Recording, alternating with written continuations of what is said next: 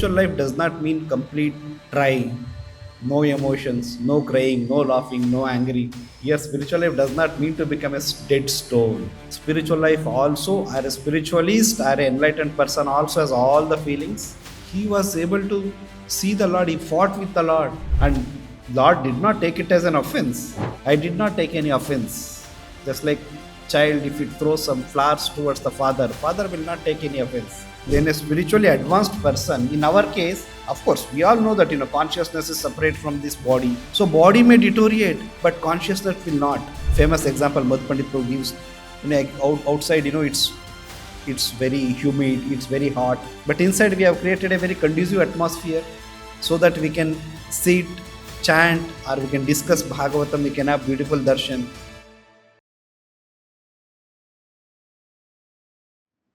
He died very happily by seeing Maharaj Yudhishthir to the throne, otherwise, he would have long ago quitted his material body instead of suffering agony over the undue sufferings of the Pandavas.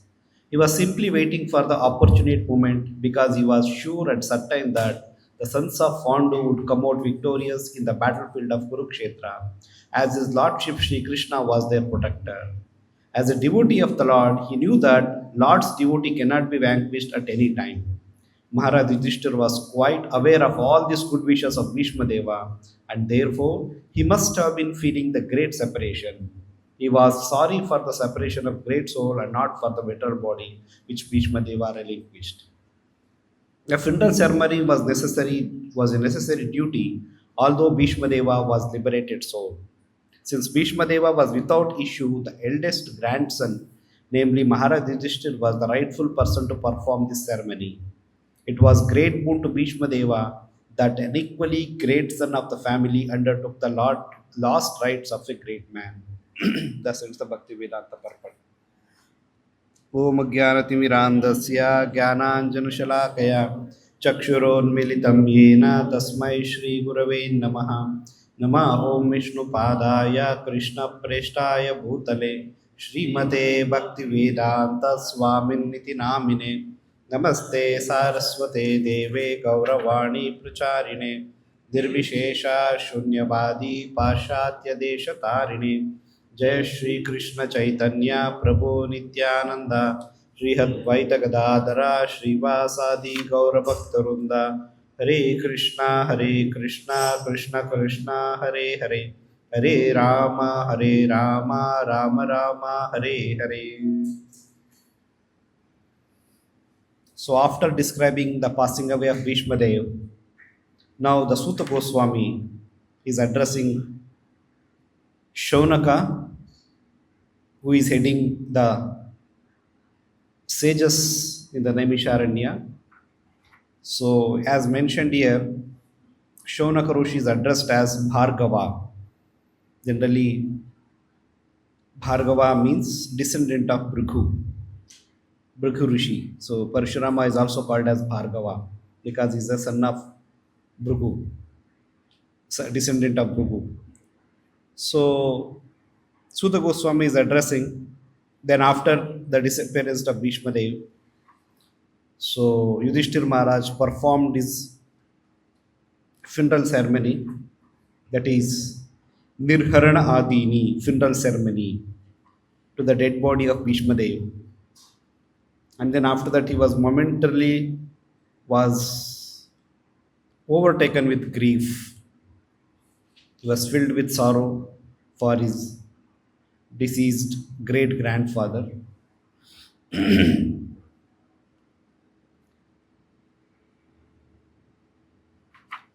So sometimes generally people, when a spiritualist or a spiritually enlightened person, when he expresses these kind of emotions, they say, oh, being a spiritualist, how can someone express these kind of feelings, whether it may be a sorrow or happiness or angry.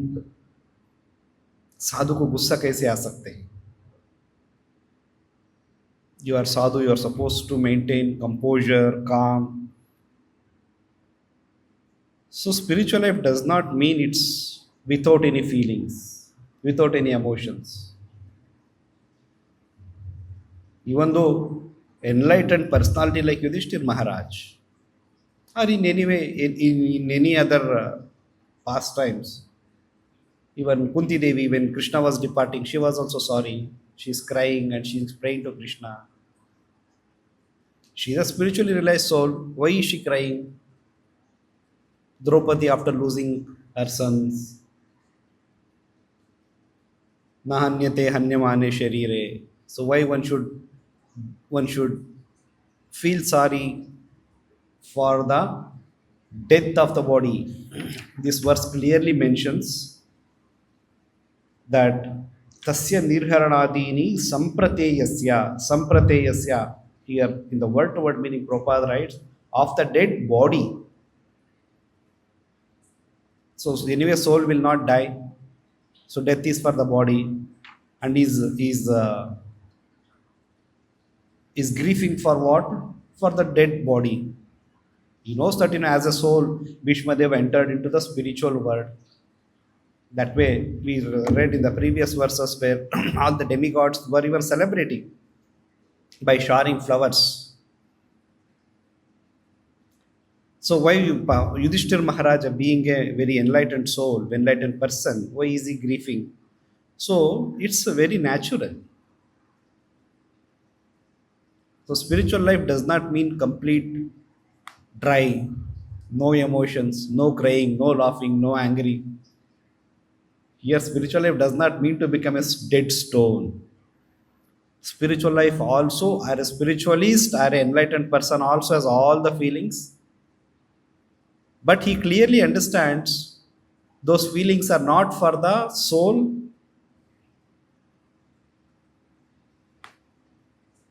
So soul is actually is not going to be affected by any of the activities of this material world. But even in spiritual life, there are rasas. Raudra means anger. It's one of the rasa. Hasya, joking, that's one of the rasas. Bhibhatsa, bhaya, fearing is also one of the rasas. So these are all rasas. Without this, spiritual life, will become very. It's not. It may not be good to say it's boring. So all these are there in the life. It's not very just plain. It's not just very dull, boring path. It is filled with all these things. But aspiring spiritualist, when he becomes angry, he clearly knows that whether it is material or spiritual. So here in this purport, Prabhupada mentions why Yudhishthir Maharaj was feeling sorry. Because he was sorry for the separation of a great soul and not for the material body which Bhishma Deva relinquished. So Bhishma Deva living body is a glorious act. It's a celebration because he's going into the spiritual world. He's going back to home, back to Godhead. So, but Yudhishthir Maharaj is just remembering, I am becoming bereft of his great association. That means without body, an enlightened personality cannot give association. He can give association, but at least now, for all these years, Bhishma Deva was giving personal association. Because Prabhupada writes a very elaborate purport, recalling what and all happened in the lives of Pandavas. So their father passed away at a very young age. Mother became a widow. They were fatherless children. So their uncle Dhritarashtra was supposed to take care of them, but he was, instead of taking care of them, he was planning to kill them. His idea was to finish them. Prabhupada writes it as a common in imperial palaces. Like in any other kingdom, in any other dynasties, what happens? People fight for their kingdom. People kill their own fathers. People kill their own brothers for the kingdom. It's not something uncommon in our, even in the modern history. So even previously also, the greed of the position, the greed of the kingdom was such that people were ready to even kill. But we also hear parallelly that sometimes the virtuous or saintly kings, They were ready to give up anything and everything for the sake of their family members. We see personalities like Dhritarashtra or Duryodhan or King Vena. These kind of personalities, they were very demoniac, Asuric kings.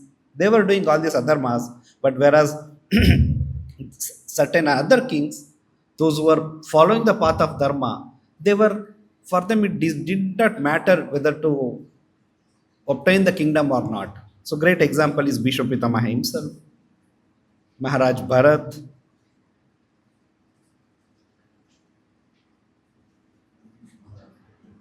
They, in fact, after enjoying their kingdom, they left. But Bharat and all, even though they had opportunity, but they did not even accept that. So this is the difference between saintly qualities and demoniac qualities.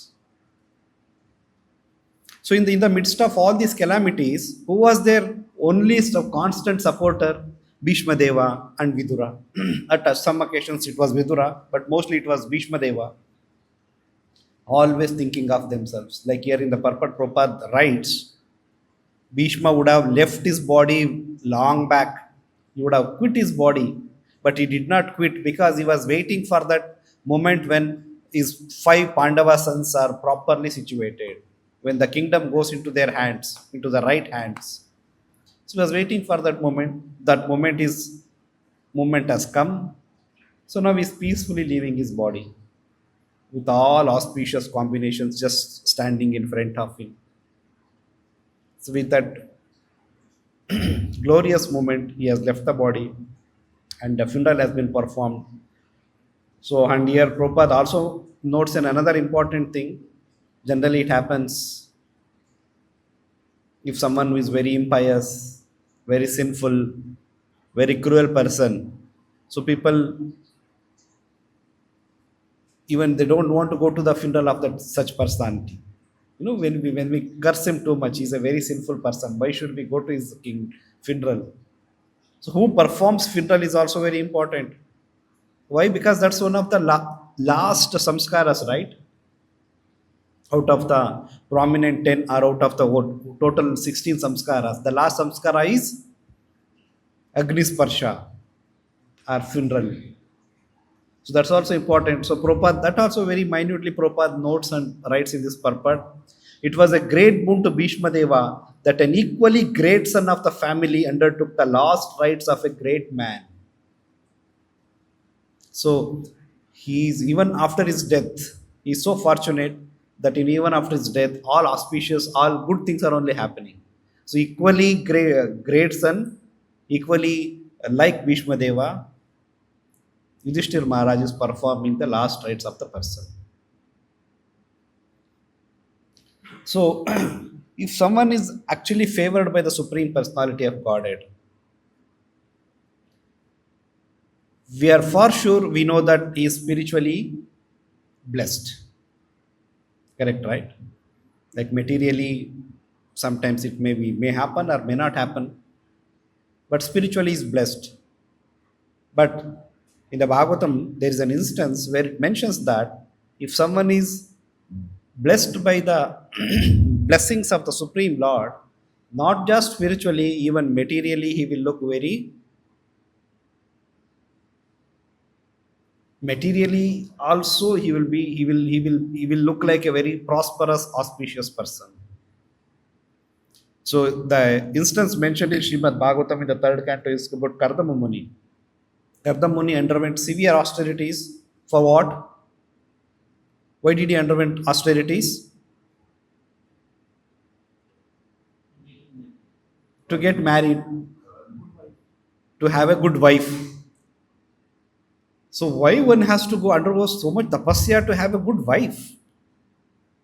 Yes, to get a good wife, equally qualified wife, very righteous girl is very important. So then Brahma comes and then Lord Vishnu comes. Vishnu blesses him. I am very pleased with your austerities and I have understood your mind's desire and I am going to fulfill that. I have already selected a suitable girl for you. And day after tomorrow, Vishnu mentions that. Day after tomorrow, the father of the girl will come to you and deliver that girl. So Kardama Muni is a brahmachari now.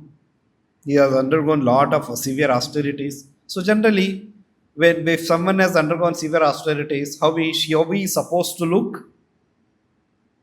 Very skinny, skin and all would have become tanned because you would have not, because generally when you undergo tapasya, you are not supposed to take care of your body. Undergoing tapasya and you are doing makeup doesn't go well together, right? So you have to come out of the bodily concept of life. So you would have not eaten properly, you would have not dressed up properly. So you had become skinny, skin had become tanned with long hairs, matted hairs. So this is how we expect a person who is undergoing tapasya. Yes, Gardama Muni was also doing all these things. But when Swayambhu Manu, the girl whom the Lord has selected, was daughter of Swayambhu Manu, Devahuti. So Swayambhu Manu, along with his wife, what's the wife of Swayambhu Manu's name? Shatarupa. Shatarupa. So they come there to deliver his daughter Devahuti to Kardama Muni. So when they come there, the description mentioned about Kardama Muni is that Kardama Muni's body shone most brilliantly. Okay, body showing brilliantly or glittering, yes, we can understand because of the spiritual potency. We see, no, when any image is meant, modern day they portray any image, the spiritual person means some tejas has to come out, some light has to come out of his body. So that means he has undergone tapasya.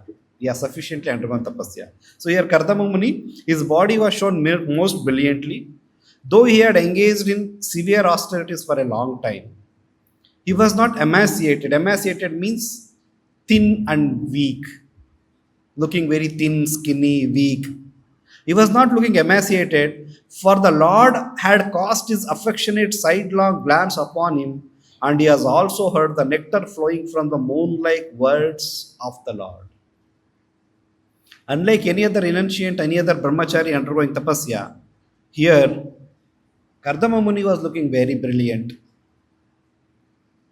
So reason was that when the Lord Vishnu had come, so Lord Vishnu had, with his affectionate side-long glance, and also from his nectarian words, Kardama Muni had become fully nourished spiritually as well as materially.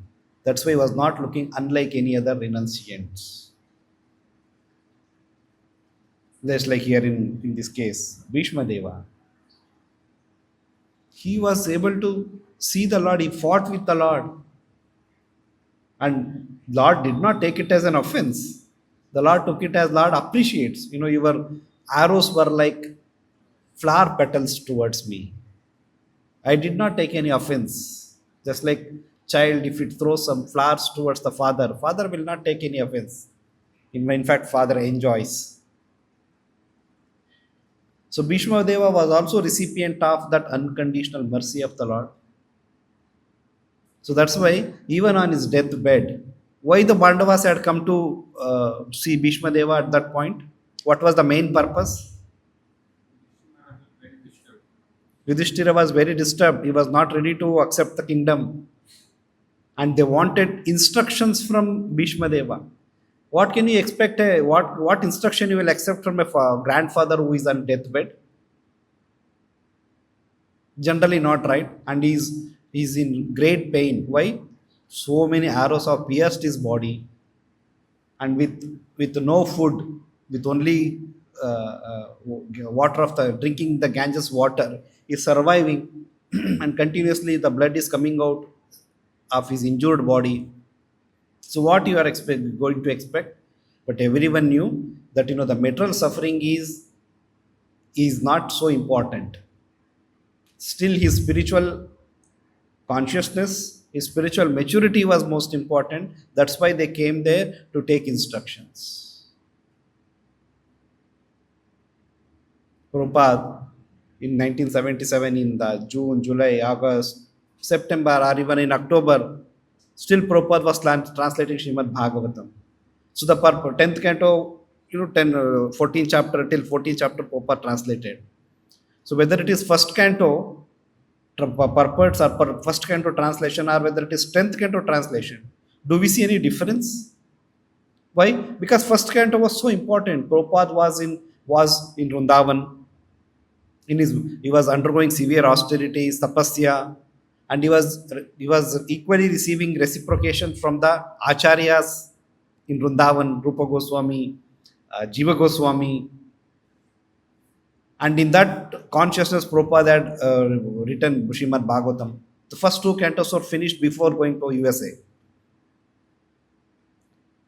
and 10th canto was translated when Prabhupada was lying on his deathbed. He was not drinking anything, sorry, not eating anything except for few drops of some orange juice or some water or charnamrut. But still, Prabhupada was translating, and we don't see any difference in the spiritual content. So why? Because external difficulties will not mind when you are shielded yourselves internally with a spiritual potency. That's the, people call it as an inner engineering. So inner, when a spiritually advanced person, in our case, of course, we all know that consciousness is separate from this body. So body may deteriorate, but consciousness will not. But in case of a spiritualist, the body, the material body and spiritual consciousness, they become two different parts. So external difficulties, external disturbances will not affect their internal consciousness. So Bhishma Deva, even on his deathbed, is giving wonderful instructions to Yudhishthira Maharaj. And by hearing his instructions, Yudhishthira was relieved of his guilty feeling. Now he is ready to accept his kingdom. That means a person who is in a deep depression. So he has come out of the depression because of the instructions of Bhishma Deva. So that happens because of the Lord's mercy that insulates his inner consciousness from external difficulties. Just imagine, sometimes we become sick, viral fever, with a cough, cold, body pain. So can we chant properly? Can we read properly? It becomes very difficult, right? But as a spiritualist, that is the practice we are supposed to do. External difficulty should not affect our internal consciousness. Now what happens? External difficulties are directly proportionate to, our internal consciousness is directly proportionate to external difficulties. That's the present condition. But ultimately, the aim, the direction with which we have to travel is to become, internal consciousness is not dependent on the external circumstances. Famous example Madhu Pandit Prabhu gives, outside, it's very humid, it's very hot. But inside we have created a very conducive atmosphere so that we can sit, chant, or we can discuss Bhagavatam, we can have beautiful darshan. So similarly, that internal insulation has to be developed. So one way of developing internal insulation is like mentioned in the case of Kardama Muni, because he had the darshan of the Lord and the Lord's merciful sidelong glance, as well as his nectarian words which fell on his ears and entered his ears, and that made him looking very beautiful. Prakashante Mahatmanaha. Prakasha. He will shine brilliantly. So Bhishma Deva was a Naishtika brahmachari. Whenever any brahmachari name is taken, Bhishma Deva's name is also comes in the top of the list. He has practiced that celibacy.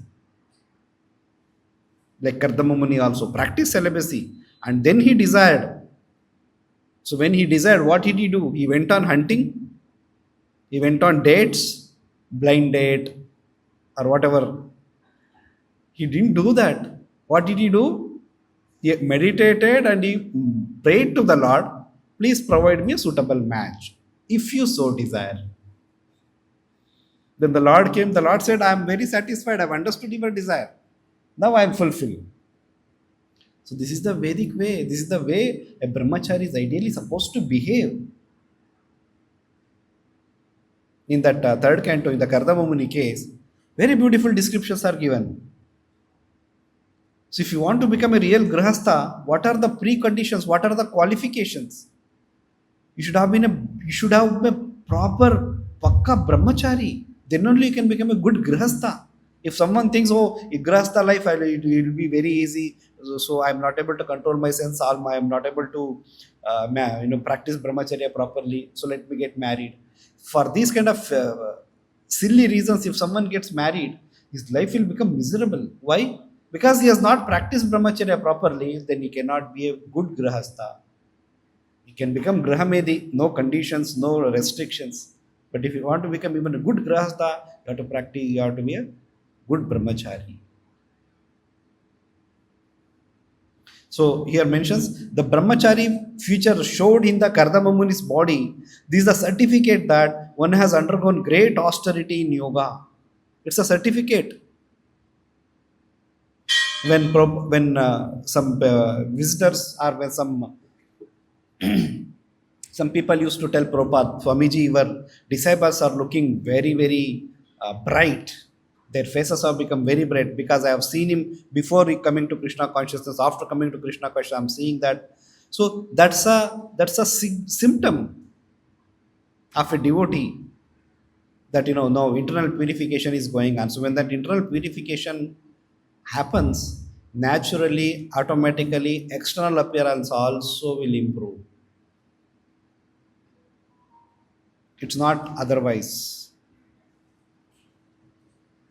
So spiritual life, spiritual path has all rasas, all features, all feelings, all emotions, but with a clear distinction between matter and spirit. So whatever we do, if it is connected with matter, so that will bind to this world. If it is connected with the spirit, then that will liberate us. That's the only clear-cut instructions.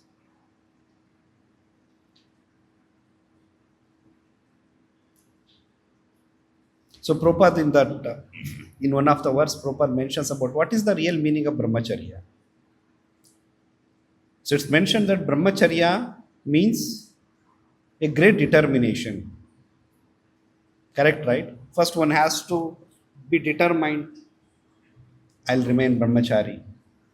Then after that, then Prabhupada comments that brahmacharya is not a mere repression. Repression means kind of a suppression. We are suppressing our desires, we are suppressing uh, our sense gratificatory thoughts. No, suppression will not work for long. Initially, it may be required, but suppression alone will not help anyone to actually practice brahmacharya. Why brahmacharya is required? Brahmacharya is important not only for brahmacharis. Brahmacharya is important for everyone. Why? Because even a grihastha, Krishna consciousness, grihastha is supposed to practice brahmacharya. The grihastha life is not a license for unlimited sense gratification. It's only meant for procreation. So that's why, so brahmacharya principle that anatomy has to be properly understood. So it's not suppressing that. So but what it is an engagement of consciousness in higher taste. Param drishtva nivartate. If someone thinks that opposite sex is a obstruction for my brahmacharya, so I'll not see them, or let me go to some forest. Sometimes where a devotee writes every day we play Govinda Purusham. You know who has sung that? Yamuna Devi Mataji and other devotees, prominently Mataji.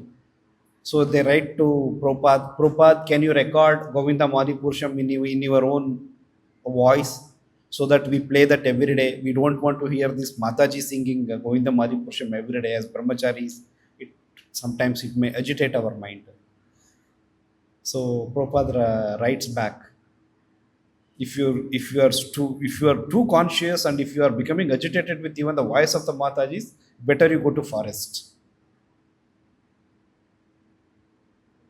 So till today, Govinda Purusham, that same song sung by Mataji is being played in the temple, that means Prabhupada had approved that. So it's not a separation. Oh, I'll externally, okay, that's one thing. It's required. A clear bifurcation, clear Lakshman Rekha between a man and woman is very much required. But that alone is not help. If someone thinks that, Prabhupada has said that you go to forest, let me go and sit in the forest. Can one be stick to brahmacharya? Sobari Muni did the same thing. He thought, this material world, so many distractions will be there. So let me go underneath the water. No distractions, no advertisements, no notifications, no social media. So let me go underwater. So if your mind is not prepared, so even there he saw the two fishes engaged in intimate acts, and he lost his consciousness. He fell down. After coming, he comes out of the water and he gets married. And he begets children also. So it's engagement is the most important activity.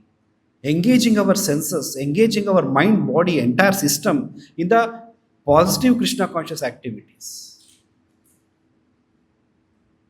Generally, whenever someone says I'm agitated, I'm disturbed, I'm not able to focus. If you properly, carefully analyze your whole day schedule or couple of days of schedule, you will see that there is some slack in the practice. Maybe you are wasting time in some prajalpa or in some non-Krishna conscious activities, or maybe, like social media, unwanted things, not favorable to Krishna conscious activities. So that's how mind become agitated.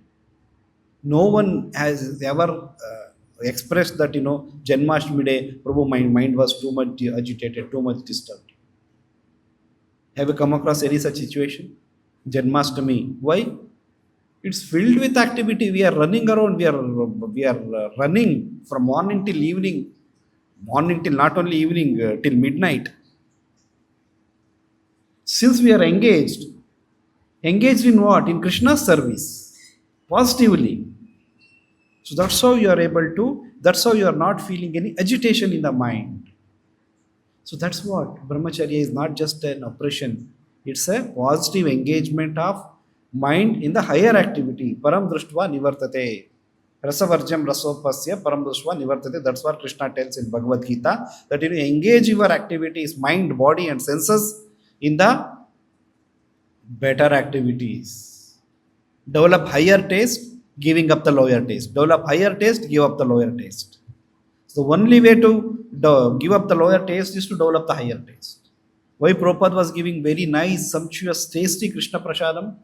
So that devotees won't get attracted to their old eating habits. So develop higher taste by giving up the lower taste. Or how to give up the lower taste? To develop the higher taste. So engagement. Complete 24/7 engagement to the mind, body, even body also. If you think, okay, only mental engagement, why? Because Krishna service, everything has to be engaged. If body is not properly engaged, it will become non-cooperative after a certain point of time. So all our senses, mind, body has to be engaged in Krishna's service. Then only we can become good devotees, practice good brahmacharya,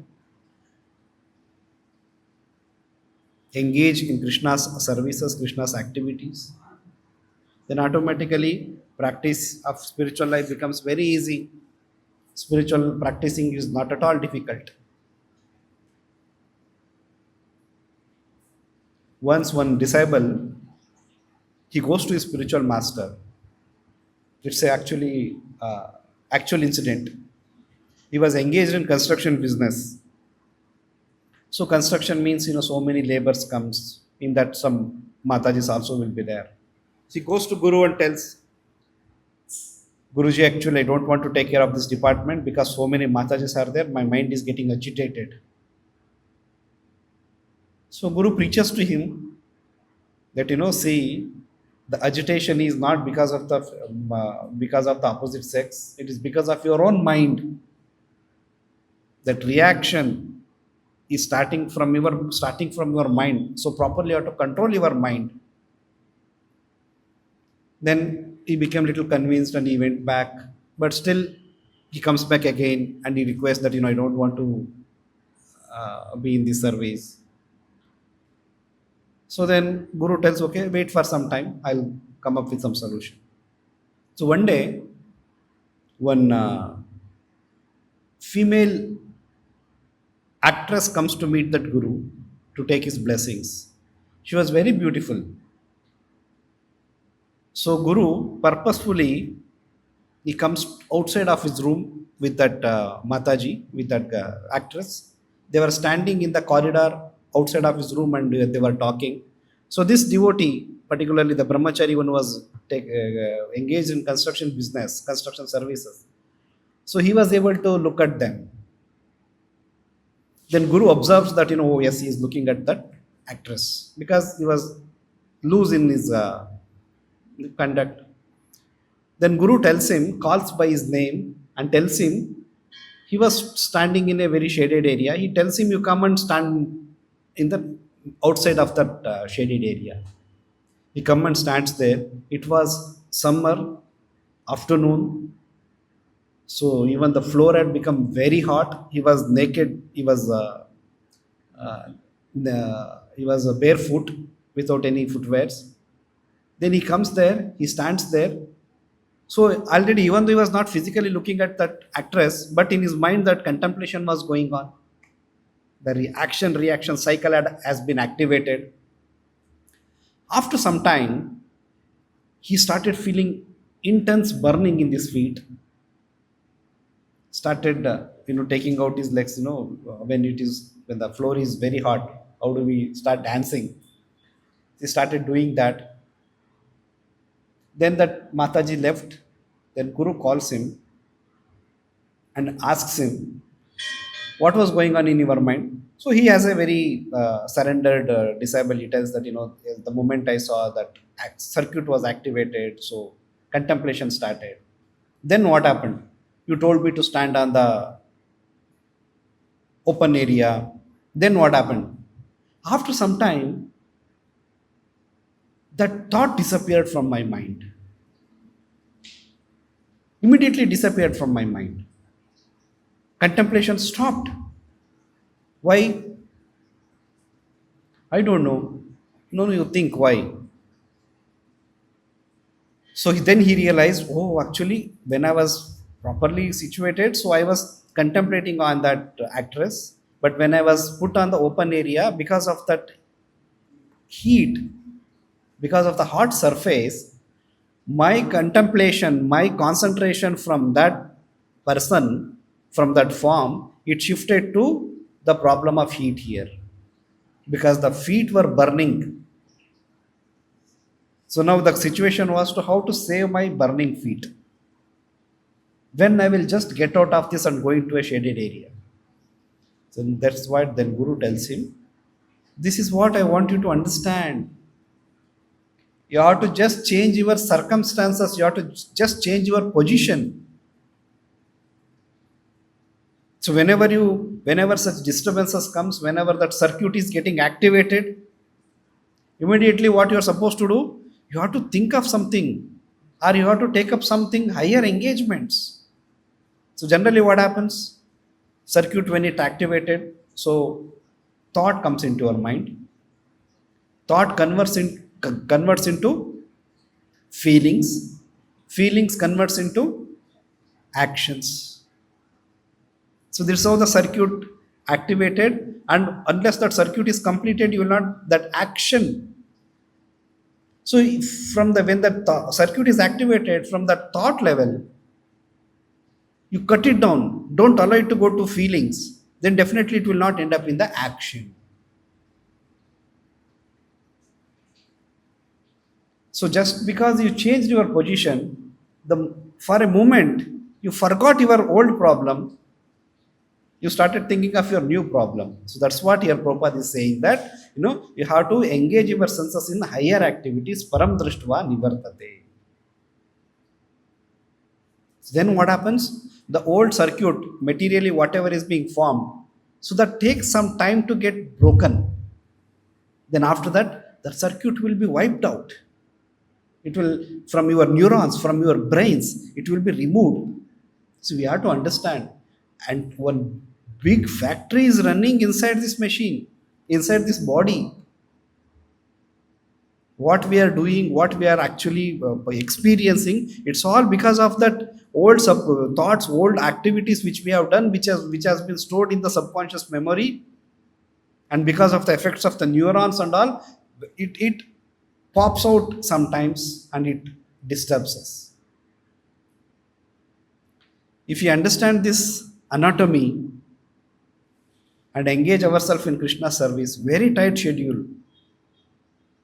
So, Prabhu, you mentioned very tight schedule, very good sadhana. In spite of all these things, sometimes we see some devotees falling down. Yes, it happens. Why? Because sometimes that neuron circuit, if it is so strong, sometimes it may overpower you, but not always. So that's why it is called accidental fall downs, momentary fall downs. We can come out. Krishna conscious has solution to all these problems. That's why Acharyas have said, have a faith in the process, have faith in the Lord. Naturally, all these things. Why all these things will go away? Because these are all not permanent things. They are all acquired things. We have developed those. Since we have only developed, it's very easy. Suppose a developer, software developer, if he develops that, along with that, he will also develop troubleshooting of that troubleshooting of that software problems. Only a developer can properly develop troubleshooting. Say, suppose someone develops a one virus, so it's easy for him to develop an antidote also. So since we have only acquired all these problems of I am so and so, I am this, I am that, it's easy for us to come out with antidote, but with the help of the Guru and Krishna. So first determination has to come from us. We cannot expect that Guru Krishna is very merciful. Krishna will help me. Krishna will support me. Krishna will support when you have decided. When you are strong, when you are not strong with respect to practice, at least with respect to your decisions. It said that you can take the horse to water, to the river, but you cannot make it drink. Similarly, all the spiritual processes, they're so strong, they're equally powerful, they're powerful enough. Unless you want to take it. Medicine is powerful, but if you don't take the medicine only, how and when it will act? Why it will act? So we have to take the medicine and then depend on Krishna. Then Krishna will miraculously, mysteriously help us. And he will allow us to get cured. With this I stop here. Grantaraj Srimad Bhagavatam ki.